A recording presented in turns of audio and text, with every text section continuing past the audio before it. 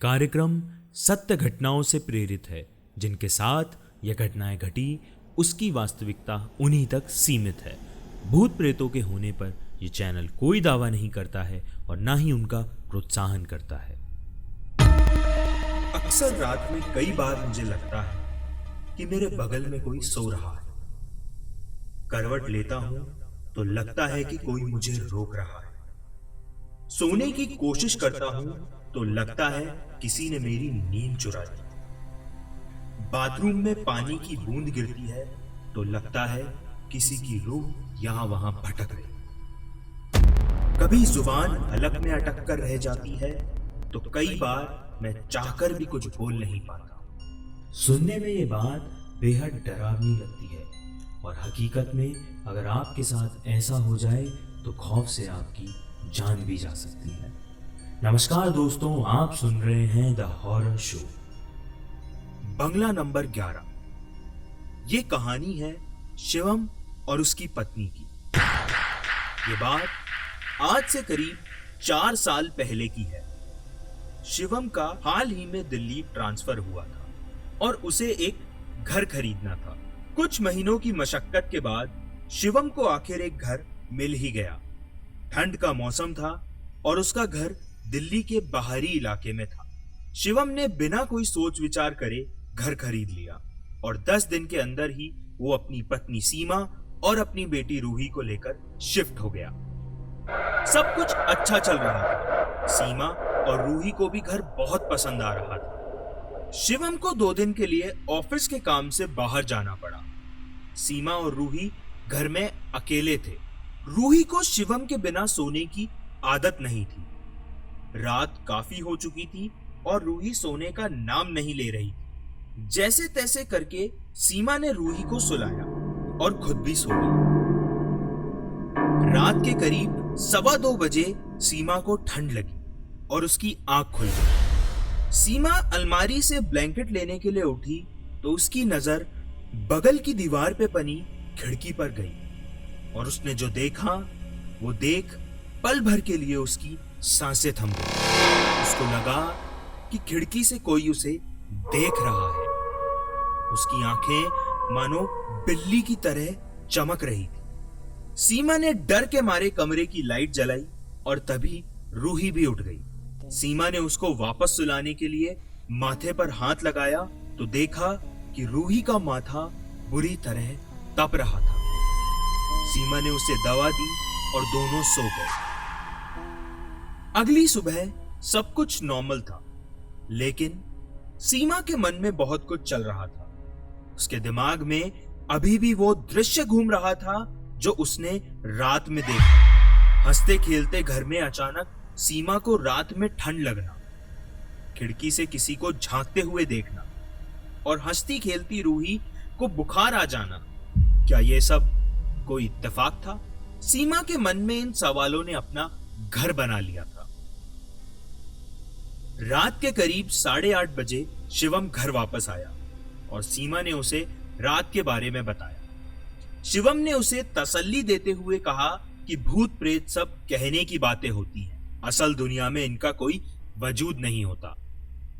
उन लोगों की लाइफ एकदम नॉर्मल चल रही कि तभी अचानक एक दिन सीमा की तबीयत खराब हुई और उसे अस्पताल में भर्ती करना पड़ा। डॉक्टर को भी कुछ समझ नहीं आ रहा था कि आखिर सीमा को हुआ क्या है।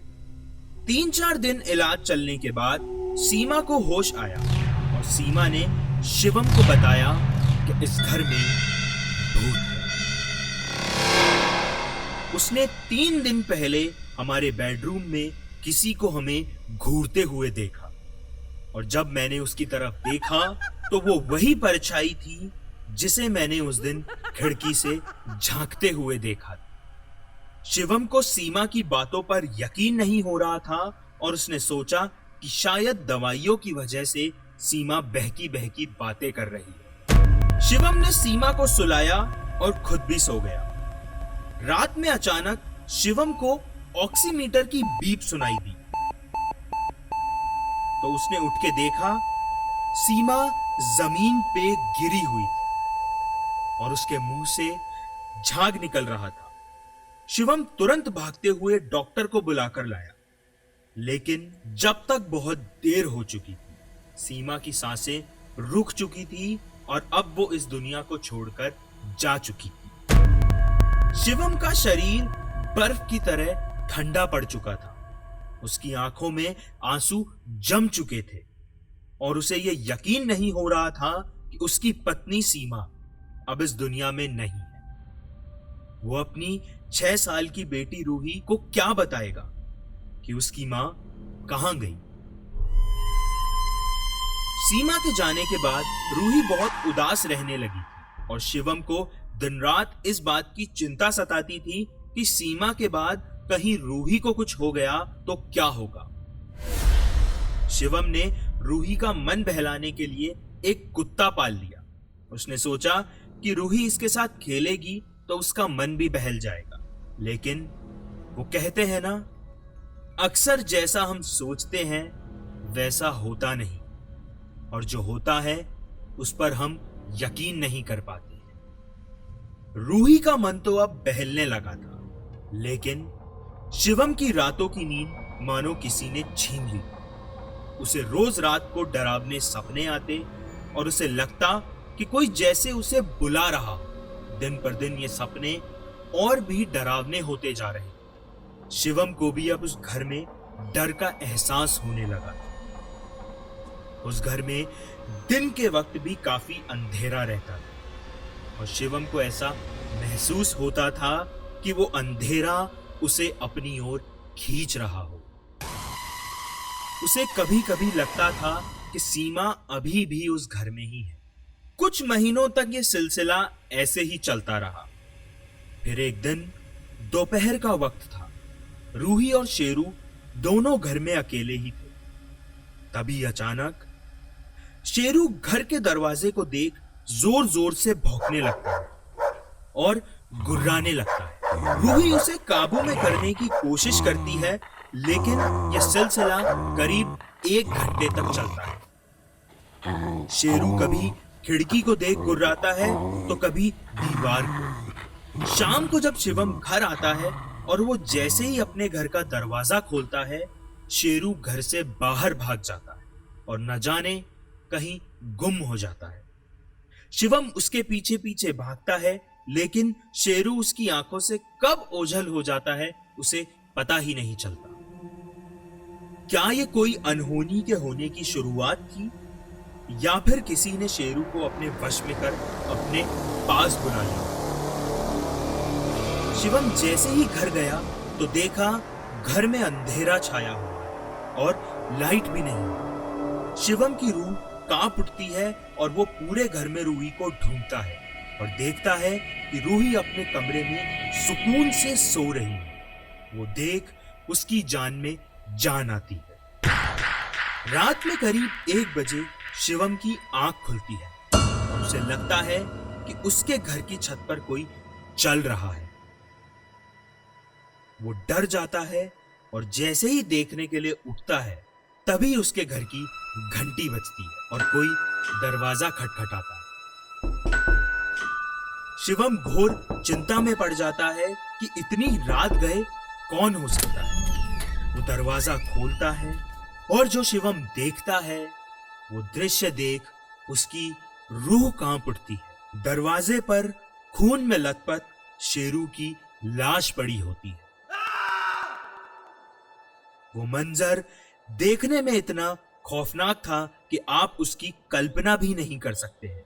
शिवम को कुछ समझ नहीं आता है कि अब क्या किया जाए। अचानक बादल कड़कने लगते और बारिश होने लगती। शिवम शेरू की लाश को उठा के गार्डन में ले जाता है और खड्डा खोदने लगता है।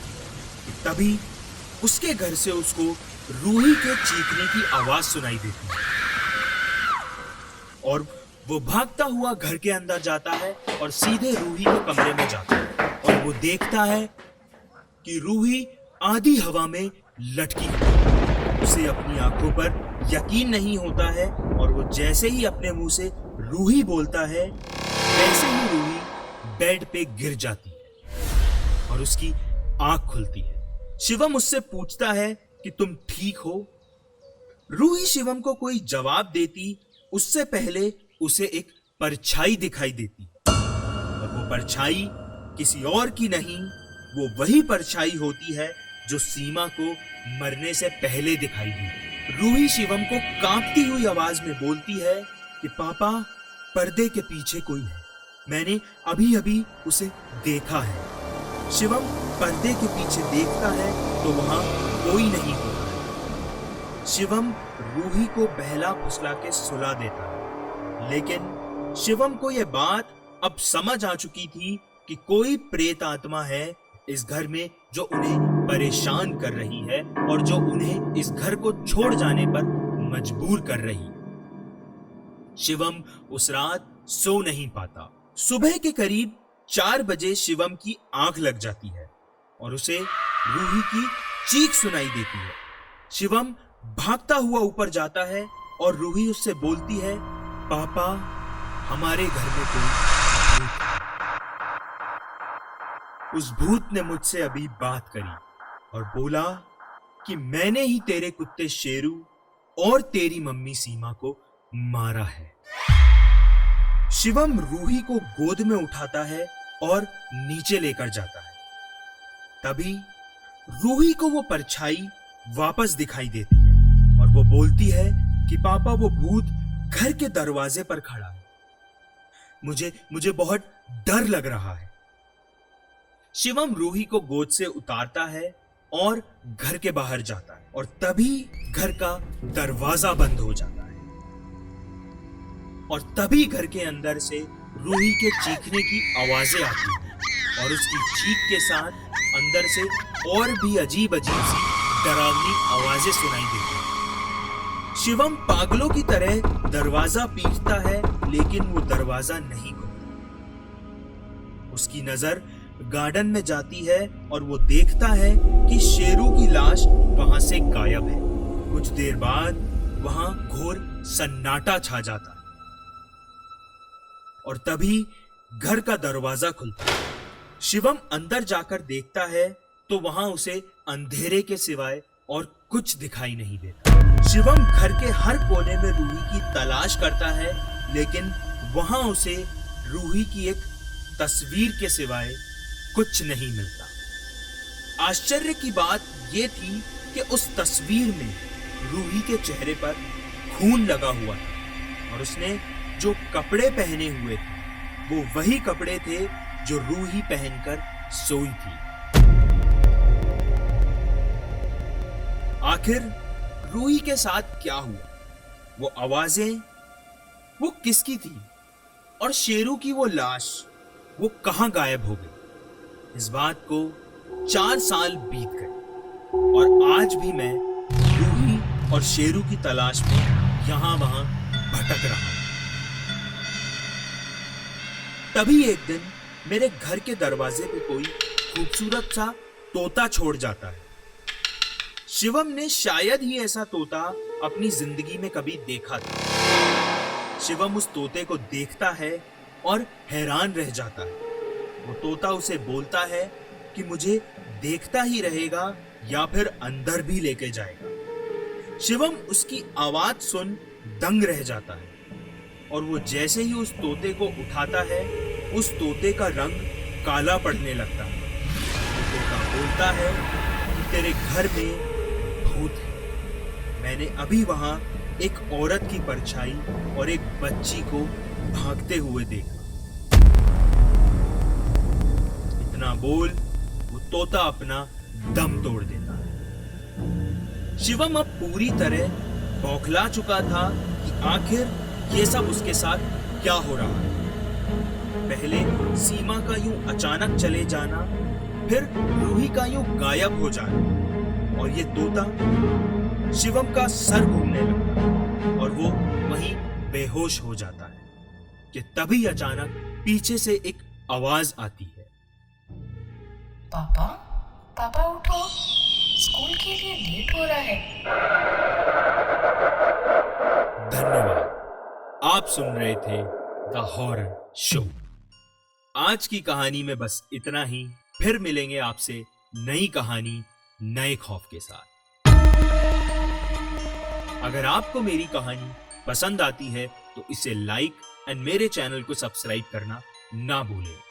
आप मेरी कहानियों को स्पॉटिफाई, गाना.com, एप्पल म्यूजिक जैसे सभी प्लेटफॉर्म्स पे सुन सकते हैं। और आप मेरी कहानियों को विजुअल्स के साथ देखना चाहते हैं तो आप मेरे YouTube channel the horror show को विजिट कर सकते हैं।